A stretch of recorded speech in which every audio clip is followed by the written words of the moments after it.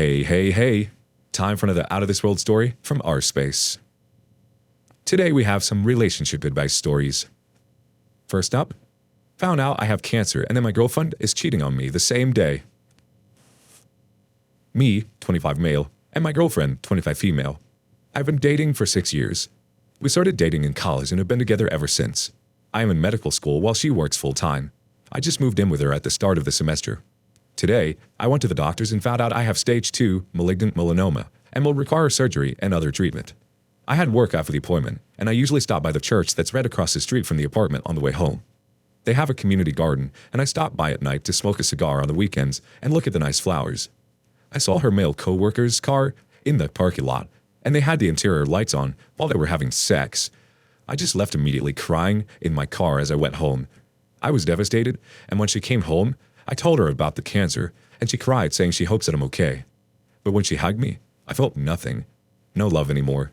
I never imagined it to be like this. She has no idea that I know. I already started looking for apartments.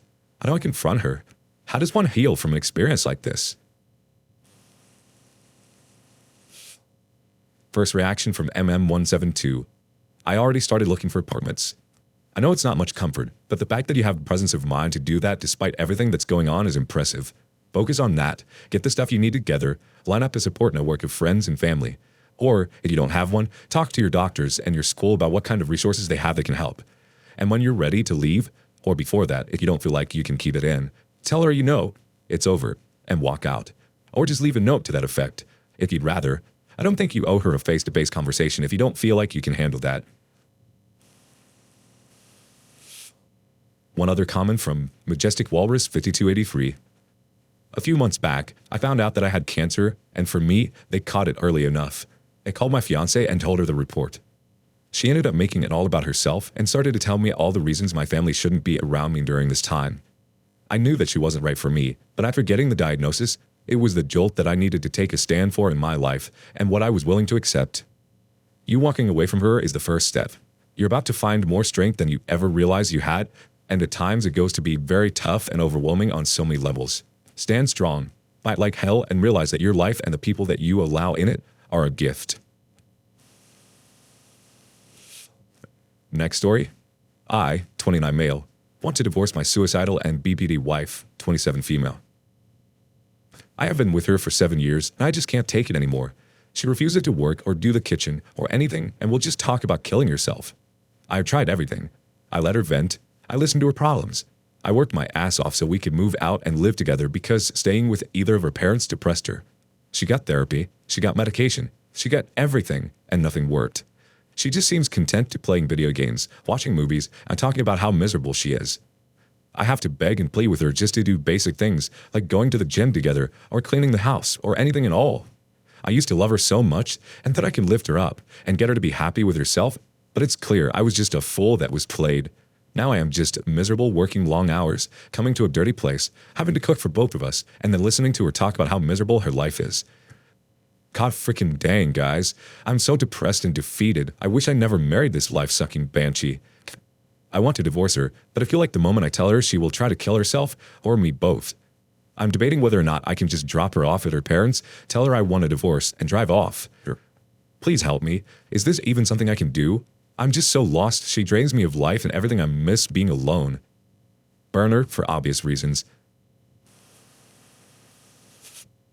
First comment comes from Taylor Covett. I have BTD. I've been in therapy for 7-ish years now, and I've tried a handful of medications. I was diagnosed by a mental health professional. In my experience, the best thing you can do for her is leave. I was absolutely toxic in relationships. I've been single for over 2 years now, and I've never been in a better place. I've learned to manage my own crap, be okay with being alone, and made strides in managing my emotions. Only when I no longer had a safety net, and you're hers, did I realize I had to figure this out for myself. I've noticed some people crapping on you for wanting to leave. I 100% don't think it's fair of them. Dealing with someone else's mental health is a terribly draining task, especially when it's been years and they don't seem to want to get better. Talk to a lawyer and maybe a BPD specialist on the safest way to go about leaving. Then start putting your plan in action. Next comment from Lexi D. ACNH. If you feel like you're in danger, your best bet is to tell her with someone else around, most likely a trusted friend, and let them know the situation beforehand. Leaving does seem like your best option, and doing it at her parents' house and driving off sounds like a bad idea, which could lead to her to worse things than if you were just to tell her why you feel this way and let her know you're fully done. The OP responds, I would tell her, but anytime I try and talk about her problems, she just withdraws and ignores me or manipulates me until I give in to her and accept fault for being mean to her or threatens to kill herself.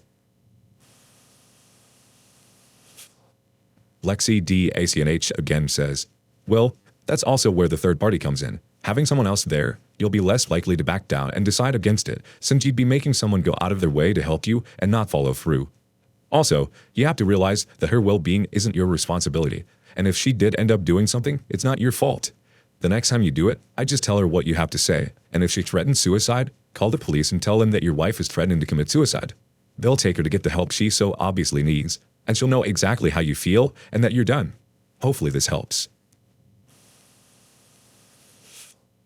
Last comment coming from Seaworthiness IC 3600. My second wife was BBD, also had PTSD from multiple molestations and assaults in her early life. Similar story. Therapy, drugs, years of me supporting her and trying to see through the pain and conflict to look for the light at the end of the tunnel. I had terrible guilt from not being able to help her. She finally attempted suicide. Thank God she didn't succeed. After that, she was homeless for most of a year. Her family tried to help her during this time, but she alienated them, truly hitting rock bottom.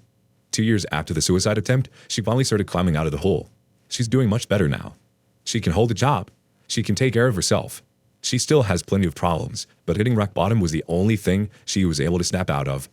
Good luck. One more story for the episode. Should I break up with my girlfriend of 5 years? To whoever may come across this. Me and my girlfriend are high school sweethearts. We've been together since 2016, and we've been living together for a bit more than a year. I consider her to be my best friend, and we have been for like 7 years. She was never super loving or physical, but lately it's been so apparent to me that she's uncomfortable with me in some way or another. I keep saying to myself that it's because she's a workaholic, since she's always in school or work, never taking time for herself. But even then, she should show affection sometime, no? Our 5-year anniversary was around 6 days ago, and the day after we were arguing already. She never kisses me. I always kiss her, and she barely puts in any effort. Same with hugging, flirting, sometimes cuddling, and affectionate crap like that. Sometimes when we talk, I feel she's with me out of necessity and not because she loves me. Can't believe I'm gonna type this and post it, but ego is sex. I've never pushed myself on her and never will, and I say that because I always feel like I'm not enough in those situations. She never gets wet. She says it's too painful. She says I'm too big. Sure thing. But surely something I do would turn her on in some way, right?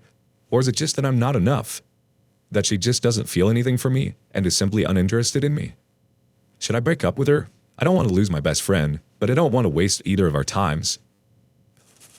Edit. I have tried to talk to her about this before. It always ends up in her being defensive or us crying because we don't want to break up. It's very hard to navigate this since I don't want the conversation to feel like I'm blaming her for something we don't know might be her fault or not. Edit 2. Emotional support. She has been there emotionally for me in the past, but recently she's somewhat neglected me in that sense. I'll tell her I feel I might be depressed or alone, and she seems to brush it off or simply say she's there for me. I got her out of an abusive relationship with her mom, and whenever she needs me, I'm more than happy to drop anything I'm doing and simply be there. I don't want her to pay that back. I'm glad I helped. I simply ask for compassion in any way. If you read this and have questions, ask. I'll try to respond. First response comes from Blade982. Tell her everything you've wrote in this post. If you can't bring yourself to say it, then write it down for her to read. Be honest. From what you say, something does sound very wrong, and it's far better to end it now than when true resentment creeps in.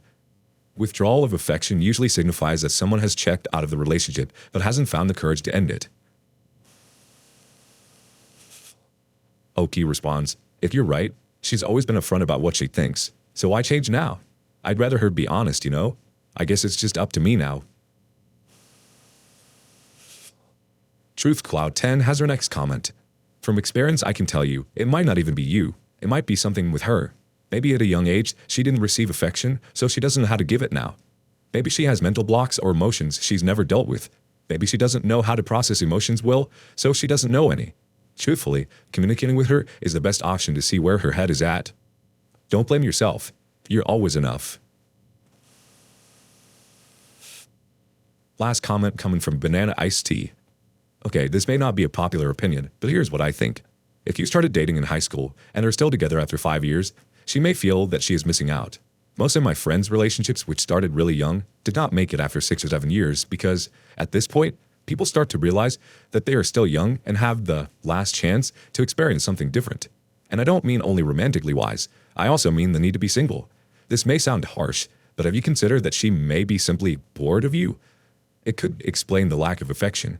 On the other hand, she is safe and stable with you and always has company. Therefore, she doesn't really want to leave. She may not even realize it. I would advise what others said. Talk to her, or read her what you said here, and try to figure out where she stands. Sometimes people get tired and need a break from each other, especially if they started dating so early.